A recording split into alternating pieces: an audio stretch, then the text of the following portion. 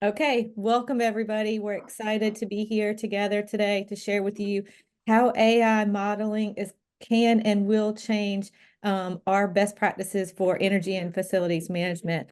I've got two very exciting speakers with us today. First of all, I'm Rachel Buchanan. I'm with Operations Hero. I'm going to be your host today, and our speakers are going to be Jeff Soplop. I'm going to read out his bio because it's quite impressive.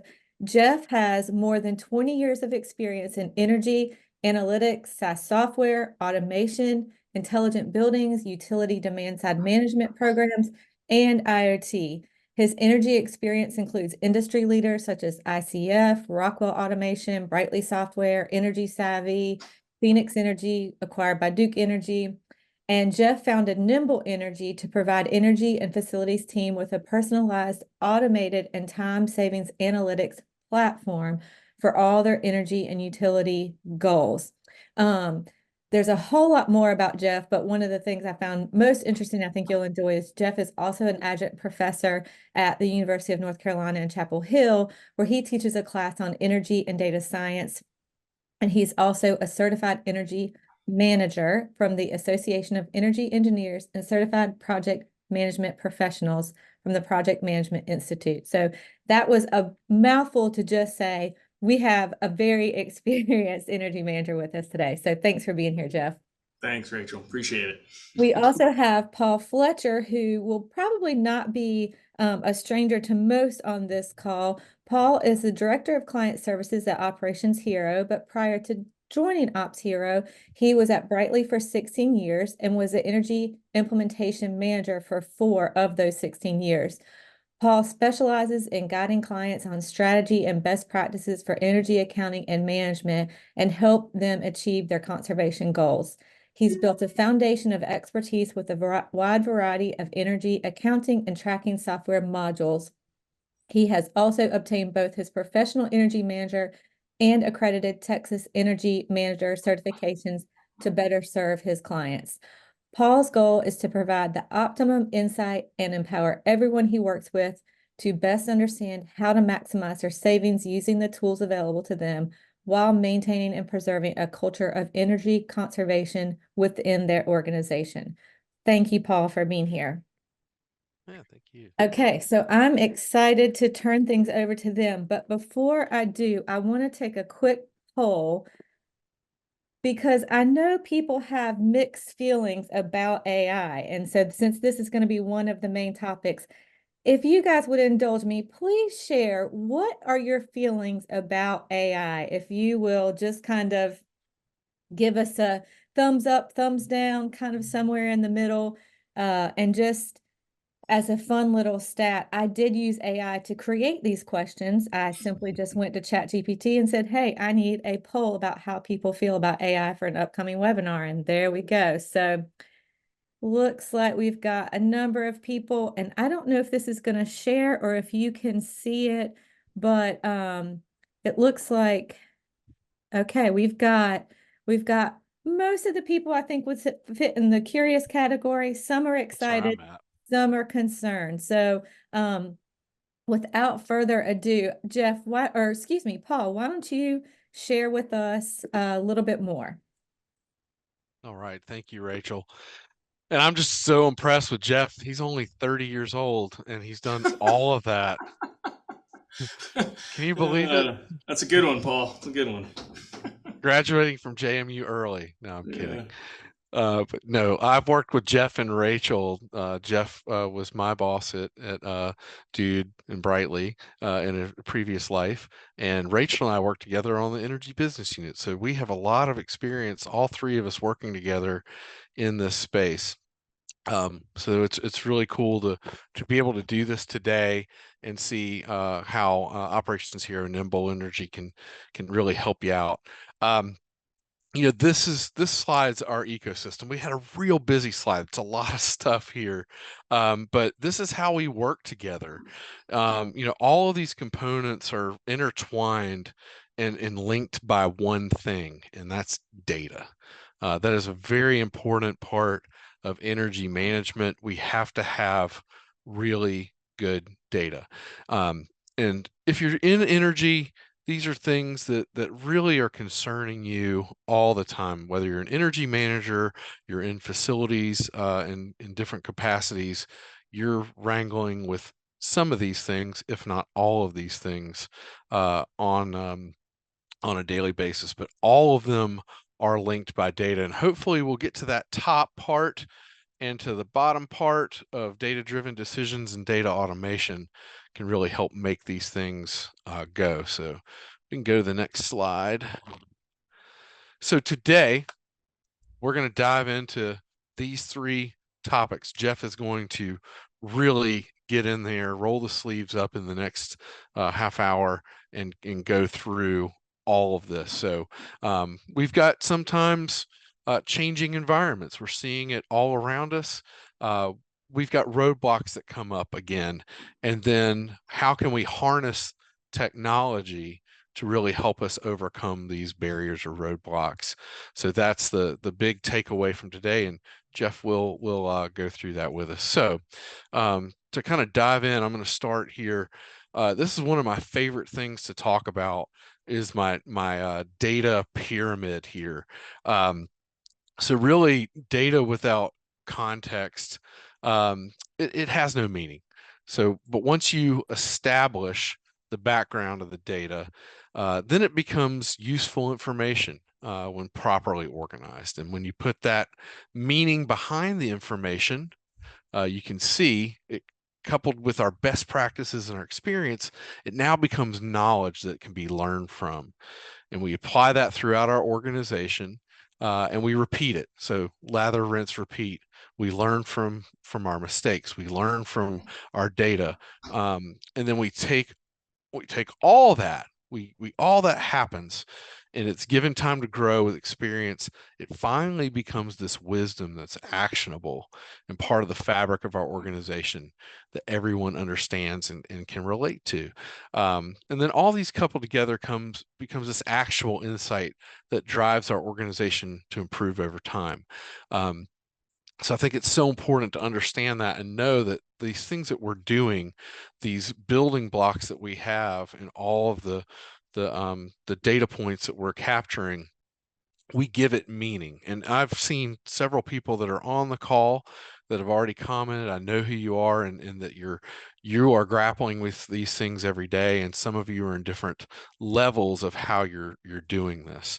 So it's so important to be able to share that, and you're doing the right things. You're getting buy-in.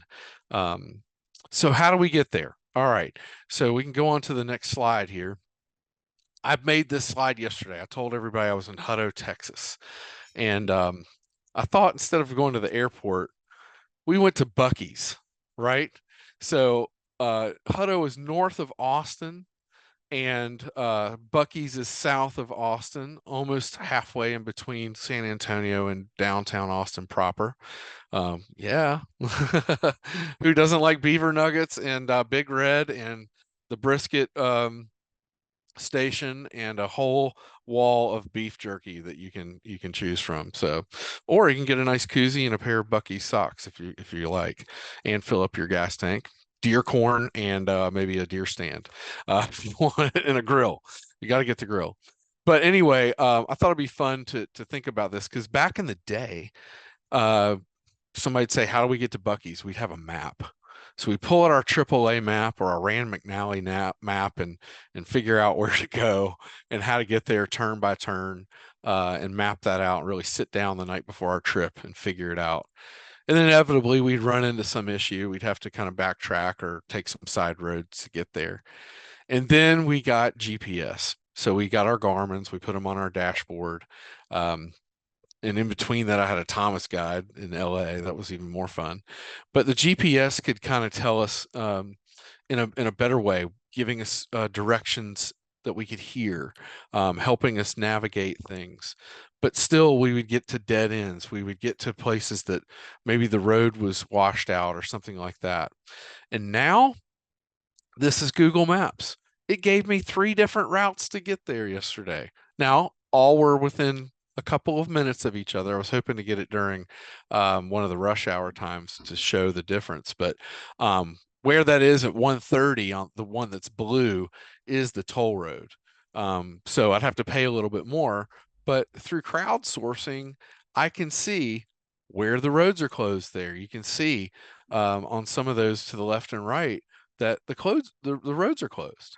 And I know that because of automated intelligence. We're getting information from each other, from insight that is provided in real time that we can go by. So that's the idea. We're going to give you that map today and show you how in the world of energy, we can give you that roadmap in real time that will help you understand how your buildings are performing, where they could be improved, and what your data is doing to help you make those data-driven decisions. So I'm going to turn things over to Jeff, and he will dive into the fun parts of what we're doing here. Thank you. All right, thanks, Paul. I think that was pretty fun, and I think the data pyramid, and I love the map analogy, and I'm gonna refer back to that I think several times here as we go. But okay, great. So first, before we dive into some of the where AI is taking our field, let's talk a little bit about maybe why it's needed. You know, what's driving these changes. It's not just because AI is available, but it's also because the way energy management is practiced today is changing rapidly. We've always all worked in a complicated profession. There's a lot of moving parts to the field of energy management, as everybody who's done it for any amount of time knows. But now it's almost like we're going through these enormous shifts. And so I outlined just a few of these on the slide today, but I think we could come up with a lot more. You know, one, we're seeing costs go up considerably. I pulled some stats from the EIA. These are just kind of national stats over the course of a few years, a 30% increase in commercial electric rates over that time period. Pretty significant jump. And some of you have experienced that more. Some of you have experienced that less, depending on where you are. But everybody, I think, is headed pretty much in the same direction and has been on their costs. Alongside of that, we've got more and more technology options available to us. Renewables, electrification, EVs, storage, IoT, you know, some of the ones I listed here, and that list could be a lot longer. A lot of great new technologies available. Some of them can really help move our energy programs forward, but how we use them and implement them is complicated, and it's not always straightforward which ones should be a priority. More programs and more financing options. Tremendous increase in certainly federal programs through the IRA, but also state utility programs. And there's increasingly private organizations that want to get more into the energy mix and want to provide financing. They want to finance energy improvements and have different types of PPAs and virtual PPA agreements. They want to get carbon credits and things like that. So a big shift in terms of the incentives, the rebates, the financing, and other things available for our energy programs. More is good, but also creates complexity. And then last but not least, the grid itself is shifting. And I was on I don't know if anybody was on the TEMA webinar earlier today, but this came up on that one, and I thought it was great. The folks there in Texas were talking about some of these changes. And somebody, I forget who made the point, I took notes on it, I have to go back and look, made the point that they view their ability to participate in demand response programs and increasingly more types of other flexible load management programs almost as a community service. And so there's can be a financial benefit, but they also viewed it as a really critical thing that they are doing for their community, in addition to running their facilities to make sure that the grid stayed stable. And so that's taking place, coming to place in different areas, how the grid is reacting to these changes, but we're seeing it all over the place. So a lot of things are shifting in our field. So what stops us in our energy programs, and where are areas that we think a lot about applying AI and different analytics technologies to help move forward? I pulled this survey from some data from Angie, but I've seen a bunch of similar surveys over the years. So these are some of the top 5 things that, based on their research, are holding back energy initiatives. So budget constraints, organizational capacity, lack of specialist skills and resources, I think, is a huge one. Limited data made the list, and slow decision making. These were the top 5 things. And I would also add to this one, especially maybe around the decision-making and the organizational capacity one, challenges getting buy-in and getting people not just to make decisions maybe on the energy or the facilities teams, but the rest of the organization as well, is really can be challenging. So we've actually got another poll we're going to do real quickly where we came up with some questions. So why don't we go ahead and throw that up? There we go. And I would just ask you to vote for, what's inhibiting your energy programs. You can choose more than one. So this is multiple choice. And we'll just go ahead and take a minute and let the feedback come in. And then we can share it once it's in. So everybody can pick whichever options from this list they think resonate with them the most. Oh, and I guess there is an all of the above option, which is great. Yeah. We didn't put natural disasters on here for Dan. Yeah. We could have. Not enough staffing. Yeah, spot on, Dan. I think you could vote for I guess we didn't put that in explicitly, but yep. Maybe that goes under not enough time or too dependent on services vendors and consultants. So, yep. Never enough staff, right? Okay. All right, so are we sharing the poll results? Yeah, it looks like, I think we are, right? Yeah, I think Yep, we she's got it. Yeah. Okay, great. So where did we fall? So actually, all of the above, we got a lot for not enough time, insufficient budget, can't get management buy-in, and not sure which projects to prioritize. The only one that nobody voted for was too dependent on services vendors and consultants. So, I think this is a good reflection of the same things that I just showed on the previous slide. But feel free if there are other things, while I'm going through some of these things that you see as inhibitors to your programs, please throw them in the chat. We love to hear more about what you're grappling with. Is very helpful. All right. So one of the ones on the list and that a number of people voted for was not enough time. I don't think anybody probably on this call would say myself and my team have all the time we need to do all the things that we want to do. So one of the big benefits that I see AI helping to bring to your teams now and in the future is more time. And so how does it do this? A couple different ways. And I've just come up with a few different examples for each of these areas, but we could definitely have a deeper dive discussion and go into a lot more detail. But one of the areas that I've seen historically being a giant time consideration for a lot of energy teams is just getting your data into whatever format you need to be able to do something with it. A lot of folks still using spreadsheets, free tools, kind of what I call legacy reporting platforms, things like that. Whatever system you might be using today, getting the data into that system is a time-consuming activity. It takes a lot with bill data. It becomes almost impossible when you start dealing with sub-meters and things like that to do it manually. And so AI data processing has evolved to the point where it's now fast, accurate, and I would say pretty inexpensive compared to human manual options. So this is one area where there's a lot of potential time savings to be had. It's not yet, I would say, fully adopted in our industry by any means. But some of the technologies that you see listed here are based on AI and machine learning capabilities and that are helping to make this move faster. So when I think about time, this is usually one of the first places where I think a lot of teams can benefit if they're not already doing this, because this has come a long ways. And a lot of it is thanks to the AI capabilities. Another one, Paul talked earlier about the data pyramid and how data becomes information and then kind of travels up the pyramid. And if you just have a lot of data, even if you can get it into a digital format and you have it in a system, and maybe you have a system that gives you lots of reports, and that might seem really nice. But when I think about it that way, in my experience, I think about that as that can be useful, but it also can be a lot of noise. And how do we find the signal amongst the noise? How do we find the needle in the haystack? Pick your analogy that you want to use there. And so AI can help us do that, and it can help us do it in a few different ways.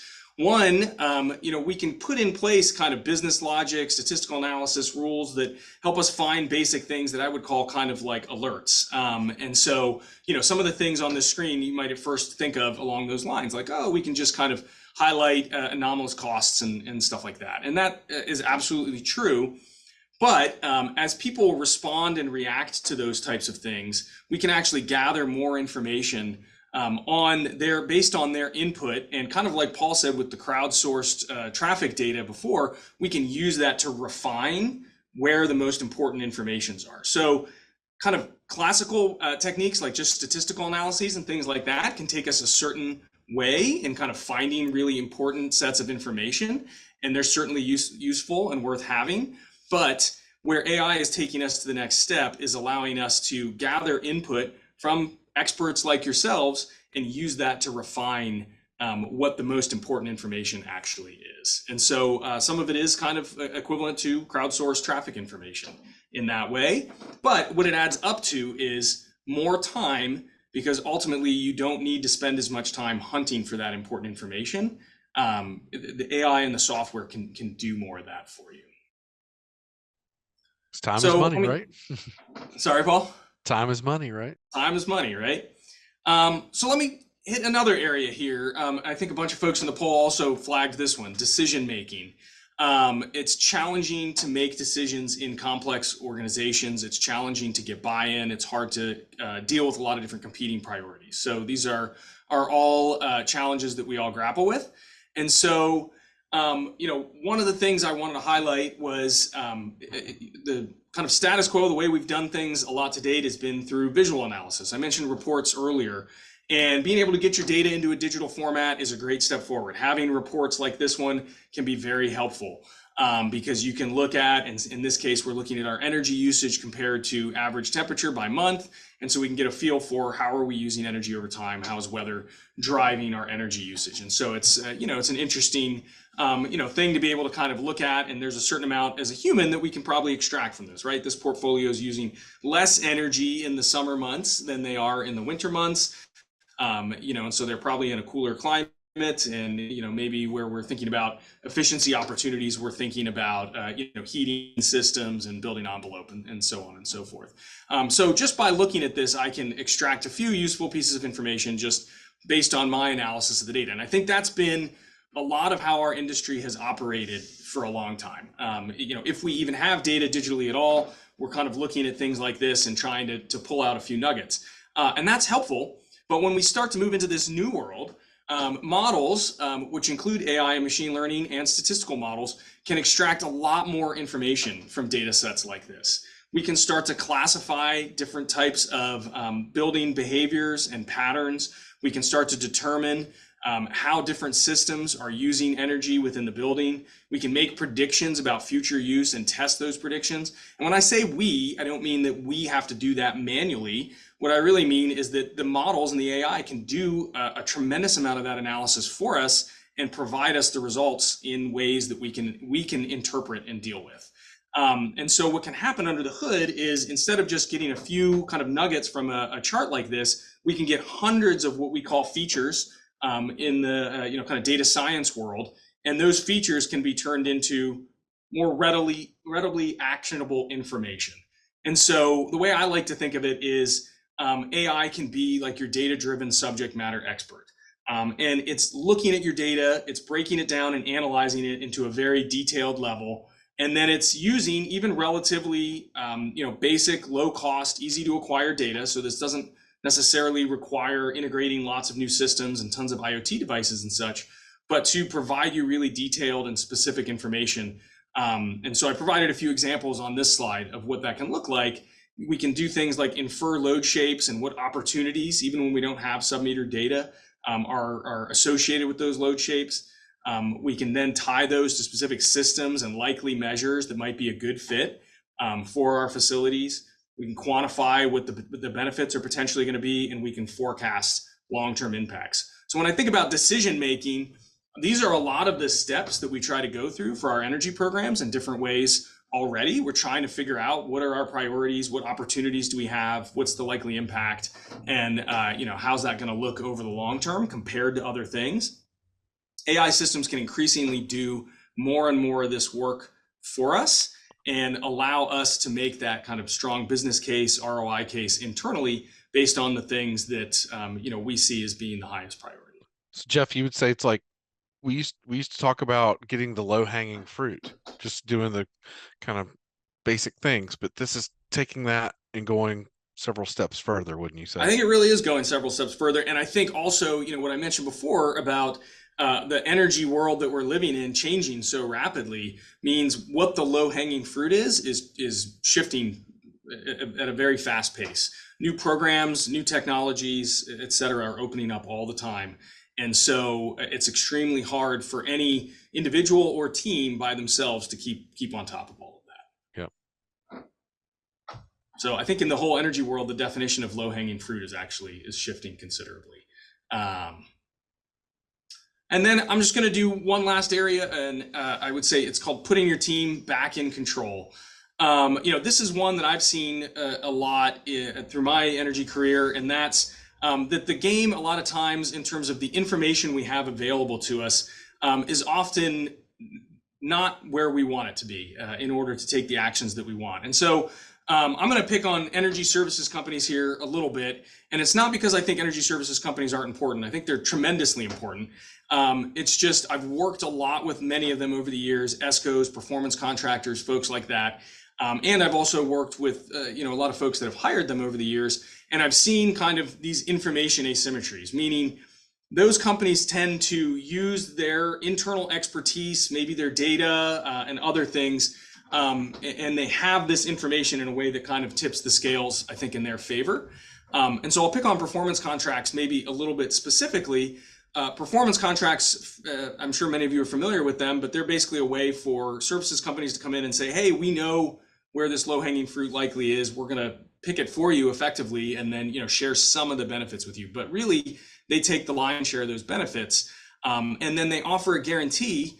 But I heard this from somebody that worked for one of the largest performance contractors in the country the other day for about a decade. And he said, I ran $1 billion performance contracting business. And over the course of a decade, you know how many guarantees we paid out? The answer was zero. And he was like, it wasn't because we didn't always hit our performance targets. It was because that guarantee was really mostly on paper. It was so hard for the other parties because things were so heavily tilted towards us in terms of the measurement and verification and what we had done and the contracts and all that stuff. So I see this as being a challenge, but also I think an opportunity for us to kind of tilt the scales a little bit back in the favor of energy teams and make it easier for you all to decide whether or not you want to work with performance contractors or whatever services and vendors that you're working with on terms more of your own choosing.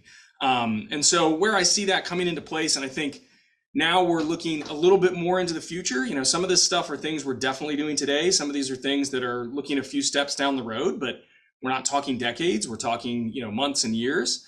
But where I see this helping to kind of balance the scales a little bit is AI allowing us to kind of connect the dots and go from idea to plan with higher confidence. So really not needing so much external support, audits, engineers, consultants, and things like that, because we've got more of that already in-house. I see the technology allowing us to evaluate and quantify risks and trade-offs, ROI options, again, acting as that kind of subject matter expert for us.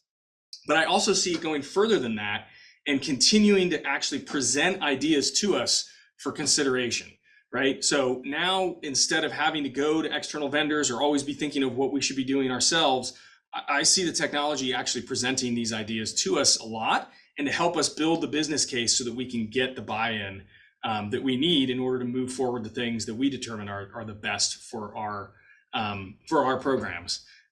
It's definitely going to be helping us keep up with the latest technologies, programs, finance options by continuously including those in kind of the presentations that are being offered. And then it's absolutely going to help provide more transparency and traceability from implementation to impact.